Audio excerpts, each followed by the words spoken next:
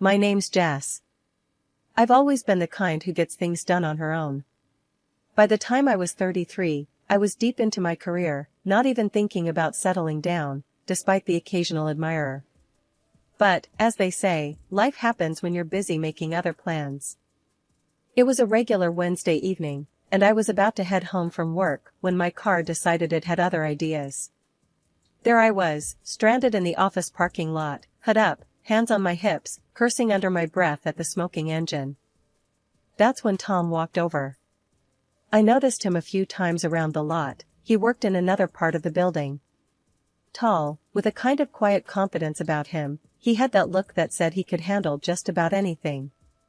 "Car trouble?" he asked, an eyebrow raised as he approached. "You could say that," I replied, trying not to show my frustration. "It just started making this awful noise, and then smoke everywhere." Tom chuckled, which normally would tick me off, but there was something genuine about it that kept me calm. "Mind if I take a look?" "Be my guest." I gestured towards the open hood. "I'm Jess, by the way." "Tom," he said, extending a grease-free hand, surprisingly. "Let's see what's going on with this old beast." He poked around for a minute, then straightened up, wiping his hands. "It's your alternator, I'd bet my last dollar on it. You're not going anywhere tonight unless you get it towed." "Great, just my luck." "Fantastic," I sighed. "Thanks for the diagnosis." Tom laughed again, pulling out his phone. "I've got a buddy who owns a shop not too far from here. Let me call him and see if he can help us out."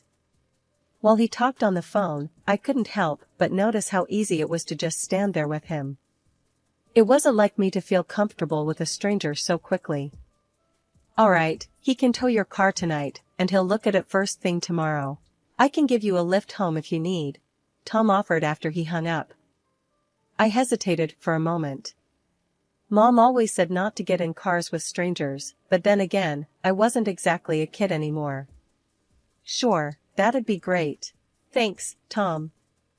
"No problem. Just trying to be helpful," he said with a smile. "Besides, it's not every day I get to rescue a damsel in distress." "Whoa there, cowboy."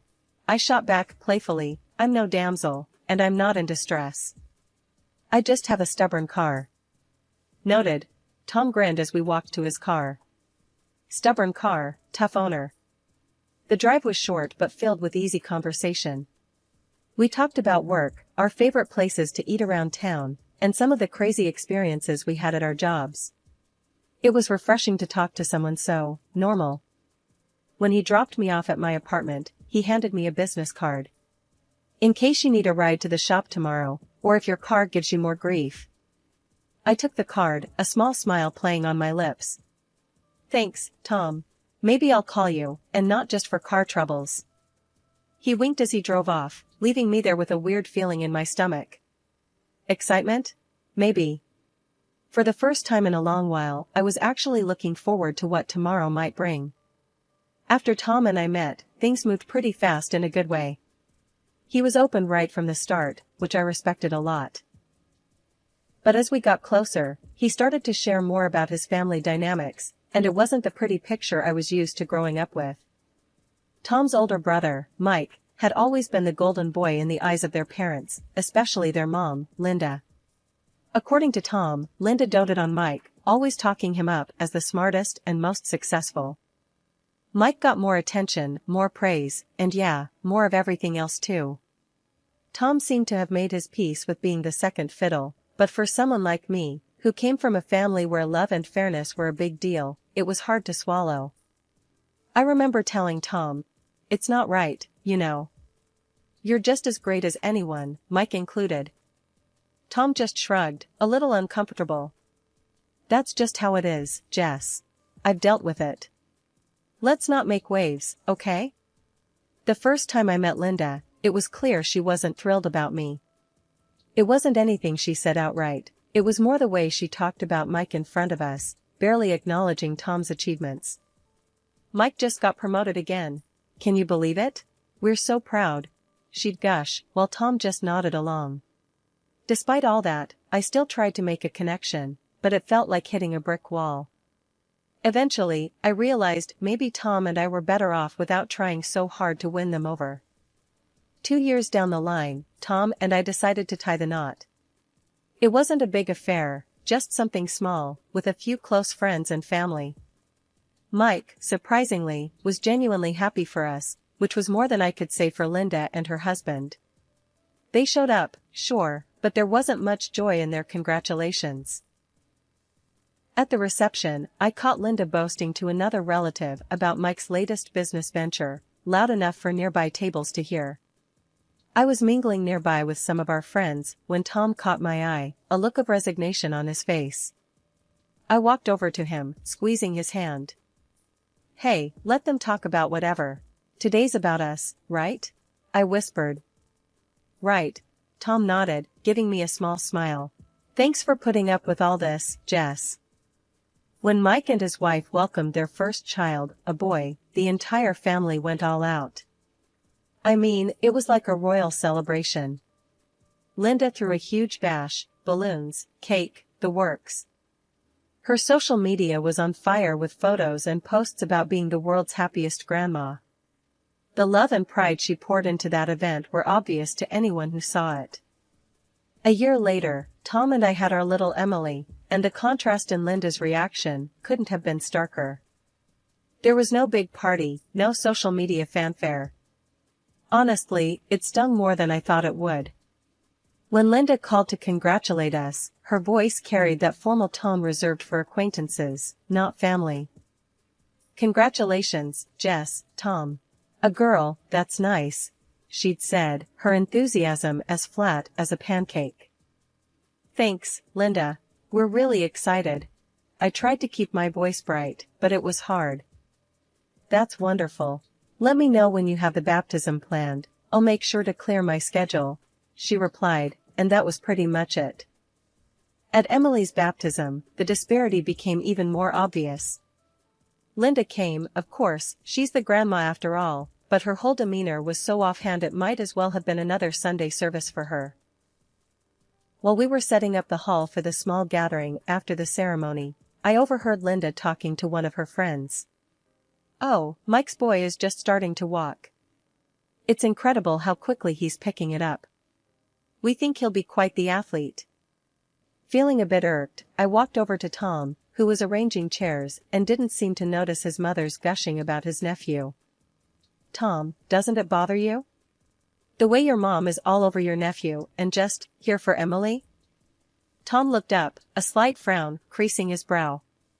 "Yeah, it does. But what can we do, Jess? It's how she is. Mike's always been the star. But Emily's your star, our star. Doesn't she deserve the same?" I pushed back, not ready to drop it. Tom sighed, running a hand through his hair. "Of course, she does. And she'll always have us. I know it's not the same, but..." "But nothing," I cut in, my frustration peaking. "She should care more, Tom. It's not fair to Emily." "You think I don't know that? But confronting my mom, it's just going to make things worse. She won't change," he said, almost pleadingly. As the day went on, I tried to shake off the feeling of disappointment. I focused on our friends and the part of the family that was thrilled for us. Emily was a bundle of joy, oblivious to the adult tension swirling around her. Post-baptism, we had a little party back at our place. Linda stayed a bit, mostly keeping to herself or chatting with Tom's dad, who seemed to be trying to make up for his wife's lack of enthusiasm by being extra cheerful. As Linda was leaving, I decided to try one more time. "Linda, we missed seeing you with Emily today. She's getting so big already, isn't she?" Linda paused, her keys in hand, and actually looked at me for a moment. "Yes, she is. Time flies. Well, take care of her. And let me know if you need anything." Emily grew more curious and chatty as she hit her 3rd birthday. Kids, they notice more than you think, and it wasn't long before she started asking about her grandparents. "Mommy, why doesn't Grandma Linda come to see me like she sees Cousin Jack?" Emily's little voice was full of innocent confusion one evening while we were looking at family photos online. I paused, not sure how to explain family politics to a 3-year-old. Well, sweetie, Grandma Linda is very busy, and she lives a bit far away. But we see her on special days, right? It was a weak excuse, and even Emily seemed to sense it. But she sees Jack all the time. He has lots of pictures with her, Emily pointed out, her brow furrowing slightly. Tom, overhearing us from the dining room where he was fixing one of Emily's broken toys, came over and knelt beside her. Hey, Pumpkin, Grandma loves you a lot too. We all show our love in different ways, okay? Emily looked at him, then at me, and nodded, though it was clear she didn't fully buy it. Okay, Daddy. The conversation didn't sit well with me. That night, after Emily went to bed, I brought it up with Tom. We were in the kitchen, me sipping my tea while he cleaned up. Tom, this isn't right. Emily's noticing the difference. How long before it starts affecting her? I said, my voice low but firm. Tom put down the dish he was drying and leaned against the counter. I know, Jess. It sucks. But what do you suggest we do? Confront my mom? At least let her know how we feel. It's not just about visits.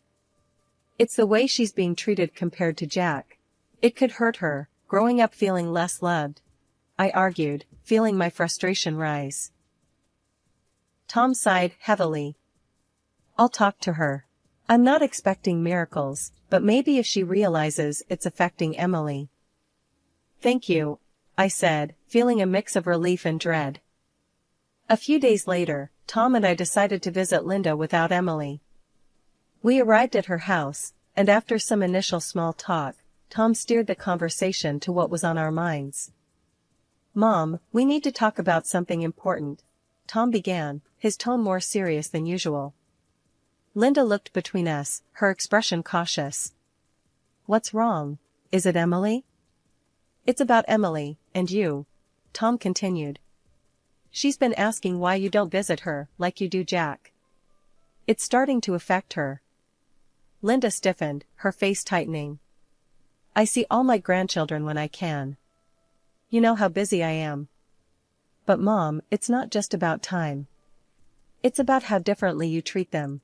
Emily feels it. We feel it, I added, trying to keep my voice calm, but firm. Linda's eyes flashed. Are you accusing me of favoring my grandchildren? Not accusing, Mom. It's just what's happening. We're worried about Emily, Tom explained, his voice steady. Linda sighed, looking away for a moment before meeting our eyes again. I'll try to do better. But I don't like being told how to be a grandmother. We're not telling you how to be a grandmother. We just want Emily to feel as loved as Jack, I said, hoping she'd understand the difference. Linda nodded slowly, her posture relaxing slightly. I'll make more of an effort. That's all I can promise. That night, as I checked on Emily, asleep and peaceful in her bed, I felt a renewed sense of protectiveness. Whatever Linda's response would be, Tom and I were determined to make sure Emily grew up knowing she was loved and valued, no less than anyone else in the family. Emily's 7th birthday was coming up, and she was all excited about her party.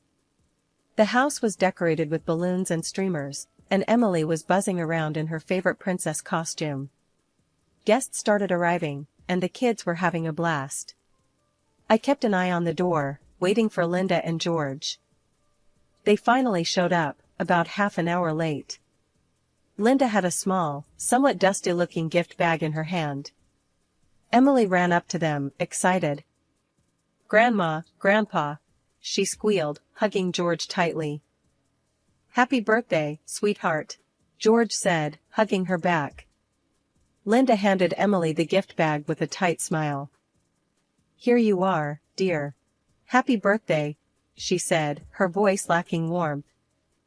Emily opened the gift right away. It was a small stuffed animal, clearly not new. Oh, thank you, Grandma. Emily tried to hide her disappointment.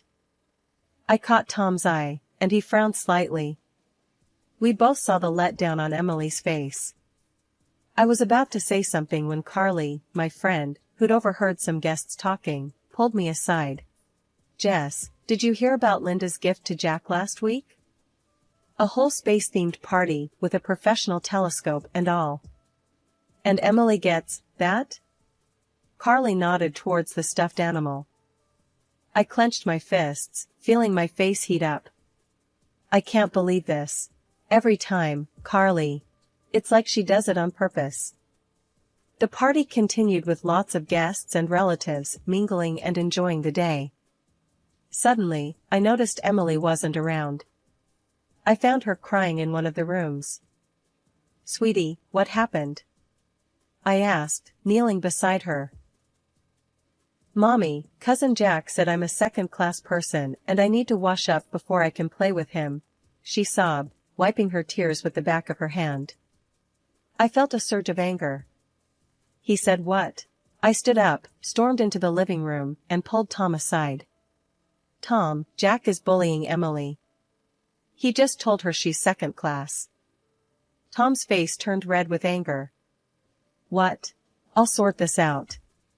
He immediately went to find his brother, Mike. Mike was taken aback. I don't understand, Tom. Jack's just a kid. Where'd he get that idea?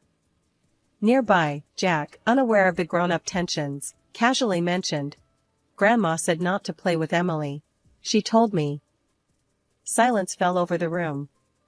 Everyone turned to look at Linda, who was visibly embarrassed. This is unacceptable, Linda. You need to apologize, one of the guests said out loud. Others murmured in agreement. Linda, cornered and flustered, muttered a reluctant apology and, looking at Emily, added, I'm sorry, dear. How about we spend some time next week, just you and me? Despite my doubts, I agreed. Maybe this was a chance for Linda to right her wrongs. I nodded, hoping for the best. Okay, Linda. Let's try that. After the birthday party fiasco, things were tense at home. Tom and I knew we couldn't let it slide. It was more than just about a gift, it was about how Linda's attitude was affecting our daughter. We needed to have a real, no-holds-barred conversation with her. The following week, we decided to meet with Linda at her house. On the drive over, Tom seemed nervous, gripping the steering wheel tighter than usual. You okay? I asked, touching his arm gently. Yeah, just not looking forward to this talk. But it's got to be done, for Emily, he replied, his voice steady, but strained. We arrived and found Linda in her garden, pruning some bushes. She looked up, wiping sweat from her brow with a dirty glove. Tom, Jess, what brings you here? Something wrong? Linda's voice was cautious, a hint of defensiveness already lacing her tone. We need to talk, Mom. About what happened at Emily's party, Tom said, getting straight to the point. Linda sighed, setting down her gardening shears. I thought this might be coming. Let's go inside. Once in the living room, I decided to kick things off. Linda, what Jack said at the party, and your behavior, it's hurting Emily. She feels less loved, and that's not okay. Linda crossed her arms, her back straightening. I already apologized for that. Jack's words were unfortunate, but kids say things without meaning them. It's more than just Jack, Linda. It's about how you treat her differently from her cousin. It sends a message, not just to the kids but to everyone. I pressed, trying to keep my voice calm but firm. Linda looked away, then back at us. I do the best I can. I've always favored boys, it's just how I was raised. But I love all my grandchildren. But your actions don't show that, Linda. Actions speak louder than words, Tom interjected, his tone more forceful than I'd heard in a long time. There was a pause, heavy with tension, before Linda finally spoke, her voice softer, almost vulnerable. Maybe I've been wrong. It's hard for me to admit, but perhaps I haven't been fair to Emily. Tom and I exchanged a quick glance, surprised by her admission. I don't know how to fix this overnight, but I'm willing to try. For Emily, Linda continued, her eyes meeting mine, then Tom's. We appreciate that, Linda. Maybe start by spending some quality time with Emily. Just the two of you? I suggested, hoping to bridge the gap. Linda nodded. I'd like that. I'll call and set something up. A day at the zoo, perhaps? She likes animals, doesn't she? She does. I smiled, feeling a glimmer of hope. It was supposed to be a fresh start. Linda had promised to spend the whole day with Emily, just the two of them, which I thought was a great step towards mending their relationship. So, you can imagine my surprise when I saw her grandson, Jack, climbing into the car with them. Linda, I thought today was about you and Emily spending time together, I said, a bit confused as we stood by her car. I know, Jess, but I thought it would be good for them to have some time together too, to reconcile and fix things from the birthday party, Linda replied, sounding like she had the best intentions. Although hesitant, I didn't want to argue in front of the kids. All right, just make sure Emily has a good time too, I said, and gave Emily a little hug and a kiss. You got your phone, sweetie. Call me if you need anything, okay? I will, Mommy, Emily said, a bit uncertain, but trying to be brave as she climbed into the car. I watched them drive off, feeling a mix of emotions, but hoping for the best. Several hours later, my phone rang. It was Emily, and she was crying. Mommy, I'm so cold and I'm scared. She sobbed into the phone, her voice quivering. Baby, where are you? Why are you cold? It's warm outside, I said, my heart starting to race with worry. I'm at the ice rink, Mommy. Grandma went somewhere with Jack. I don't know where they are, she cried, and my worry turned into anger. The ice rink? Emily, why are you at an ice rink? Did Grandma not tell you where she was going? She said we were going for a walk, and then we came here. I didn't bring my jacket, Mommy. It's so cold, she continued, her voice shaking. Okay, sweetheart, find someone who works there, maybe at the desk or a coach, and give them the phone, I instructed, trying to keep my voice calm for her sake. A few minutes later, a man came on the line. Hello, I'm the skating instructor here. Your daughter was left unsupervised. We're keeping her safe and warm here with us. Thank you. I'm on my way, I'll be there as fast as I can, I replied, my voice firm but my mind reeling with frustration and anger. As I drove to the rink, my thoughts were a whirlwind. Why would Linda think it was okay to leave Emily at an ice rink alone? And where had she gone with Jack that was so important? When I reached the skating rink, Emily was safe, thankfully, but the scene was a mess. The rink staff had already called the police and the custody service due to the nature of the situation. My heart was pounding as I explained everything to the officers, detailing how Linda had irresponsibly left Emily alone and in an inappropriate environment. The grandma brought them here, skated for a bit, and then just took off with the boy when he fell, the skating instructor told the police, shaking his head. The little girl was shivering in her t-shirt and shorts. I was furious, listening to him. She's just a child, how could someone think she'd be okay alone in such a place? I said, my voice cracking with emotion as I gave my statement. The police took everything seriously. They confirmed with the mall security that Linda had been there with the kids for about an hour before rushing off, leaving Emily behind. The more they learned, the angrier I felt. I called Linda right there, needing answers. Linda, what were you thinking? Emily could have been seriously hurt. Jack was hurt, he needed me. Emily was fine when I left, Linda responded, her tone dismissive as if it was a minor oversight. Fine? You left her alone, Linda. She was freezing and terrified. I snapped back, hardly believing her lack of concern. After hanging up with Linda, I called Tom to tell him everything. He was livid, beyond upset. This is unforgivable, Jess. I'm going to make sure this gets handled properly, he said, his voice firm and resolute. The fallout was immediate and severe. The police conducted a thorough investigation, and Linda was fined heavily.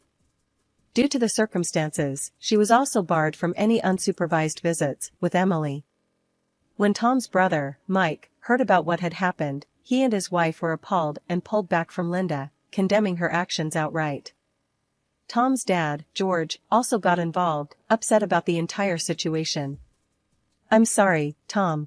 I should have stepped in sooner. I followed her lead for too long," he confessed one evening over the phone.